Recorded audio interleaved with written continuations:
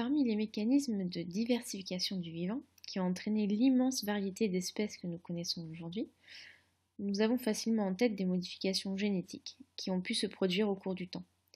Et ces mutations, si elles étaient portées par des cellules germinales, ont pu se transmettre à la descendance, et si elles étaient bénéfiques aux individus, alors elles ont perduré. C'est le principe de la sélection naturelle, vu au collège et vu en seconde.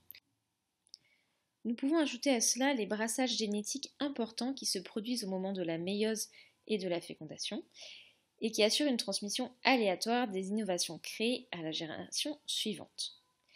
Mais, à part des mutations simples au sein des parties codantes des gènes, est-ce qu'il serait possible d'imaginer d'autres processus de diversification du vivant, quelque chose qui permettrait des changements plus rapides et beaucoup plus radicaux que de simples mutations ponctuelles dans le génome? Dans le développement embryonnaire, par exemple, il se produit toute une succession de processus bien organisés, hiérarchisés et dirigés à partir d'une cellule initiale, la cellule œuf, le zygote.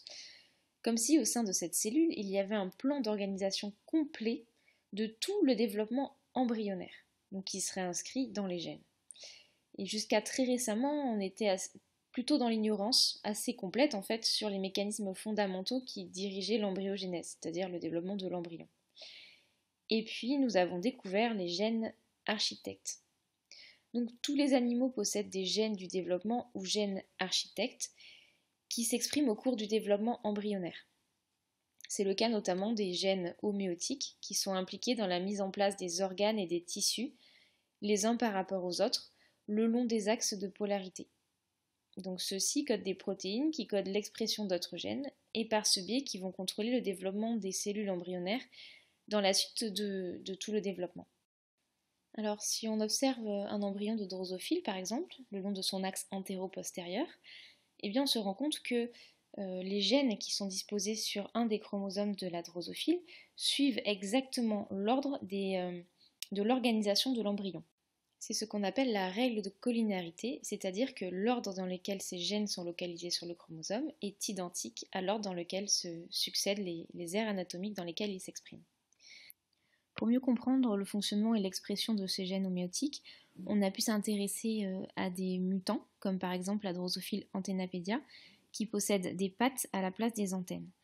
Et en étudiant les gènes de cette drosophile, on a pu comprendre comment ce phénomène d'homéose, c'est-à-dire une bonne structure mais placée à un mauvais endroit, était possible.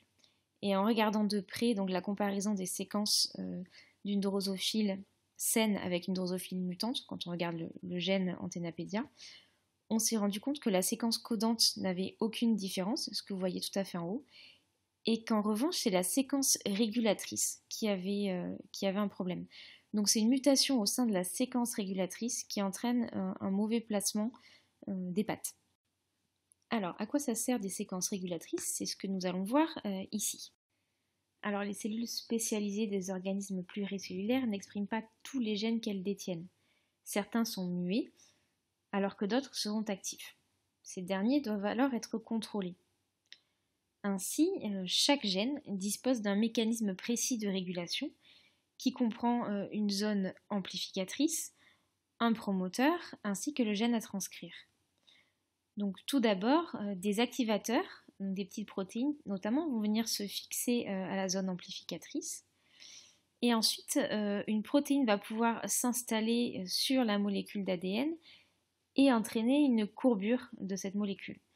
Ce phénomène va permettre de rapprocher les activateurs du promoteur et des protéines activatrices et des facteurs de transcription vont se lier à leur tour à l'ADN. Tout ce phénomène va permettre à l'ARN polymérase de transcrire le gène, enfin de s'installer, ensuite de transcrire le gène en ARN prémessager qui sera ensuite traduit en protéines. Donc la molécule d'ADN possède également ce qu'on appelle des séquences répressives.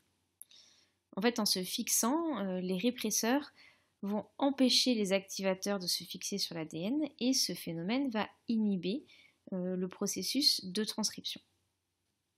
Alors dans le cas des gènes homéotiques, eh bien, on imagine bien que si c'est les séquences régulatrices qui sont mutées et non la séquence codante elle-même, Alors, on va avoir des bons organes, mais qui vont s'installer à de mauvais endroits, puisque les gènes ne vont pas être régulés correctement au sein de l'embryon.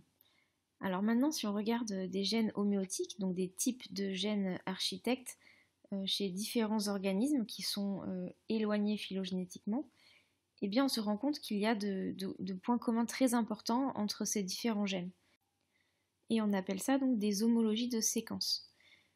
Alors si les fonctions sont très proches et si les gènes sont très similaires, on peut se dire que ce qui fait des différences aussi importantes entre les différents types d'organismes, finalement, c'est leur expression. C'est-à-dire le moment où ils vont s'exprimer, la durée, l'intensité et la localisation, qui va donc varier d'une espèce à l'autre. Et c'est ces différences d'expression qui vont se traduire par des modifications d'organes, donc la position, la taille, le nombre, à l'issue du développement embryonnaire. Alors, comment ce phénomène est-il possible? Eh bien, si les gènes sont globalement assez conservés au cours de l'évolution, c'est au niveau des séquences régulatrices qu'il va y avoir des changements. Puisque, en réalité, la plupart des différences ne se trouvent pas dans la séquence des gènes du développement, on est bien obligé de penser que les mutations affectent les séquences régulatrices, donc qui contrôlent l'expression de ces gènes. Pour rendre ça un petit peu plus compréhensible, on peut se concentrer sur un cas concret, le bec des géospises. Et là, les scientifiques se sont rendus compte que c'était les mêmes gènes qui contrôlaient le développement du bec et que la différence résidait en fait dans l'expression de ces gènes, le moment d'expression, la durée, l'intensité, etc. Par exemple, le géospise à gros bec a un gène homéotique bien précis qui s'active le 5e jour, mais qui ne s'active que 24 heures plus tard chez le géospise à bec conique. Et cette différence en fait est capitale. Ce sont les mêmes gènes qui font un bec pointu ou un bec large. Prenons par exemple le gène BMP4 qui est un gène homéotique. Et bien comme tous les gènes homéotiques, il ne fabrique pas de la matière. Ce n'est pas lui qui fabrique le cartilage du bec des pinsons. En fait, il va activer ce qu'on appelle des switches qui à leur tour vont déclencher ou inhiber l'action d'autres gènes qui, eux, vont finir par fabriquer le bec. Donc tous les gènes ne sont pas équivalents finalement puisque certains permettent de former de la matière de notre corps, mais il en faut d'autres pour les mettre au travail. Et ce sont les gènes homéotiques qui vont diriger tout le chantier de construction. Et en fait, ce système complexe entraîne d'énormes différences entre les différentes espèces. Et voici ici un document qui nous montre l'expression du gène BMP4 chez le pinson à gros bec et le pinson à bec moyen. Et nous voyons, après 25 heures de développement, que le gène BMP4 va s'exprimer chez le pinson à gros bec et pas chez le pinson à bec moyen. Puis après 29 heures, on va avoir une expression dans les deux. Et ici, on réalise donc que c'est la date, la durée, l'intensité ou même la localisation de l'expression, si on regarde bien, qui va varier d'une espèce à une autre. Et on a pu se rendre compte que ces différences d'expression ont été provoquées par des mutations qui ont affecté les séquences régulatrices, qui contrôlaient l'expression de ces gènes homéotiques. Ainsi, au cours de l'évolution, des modifications de l'expression de gènes du développement ont pu mener à des innovations qui ont été retenues par sélection naturelle, entraînant une diversification du vivant.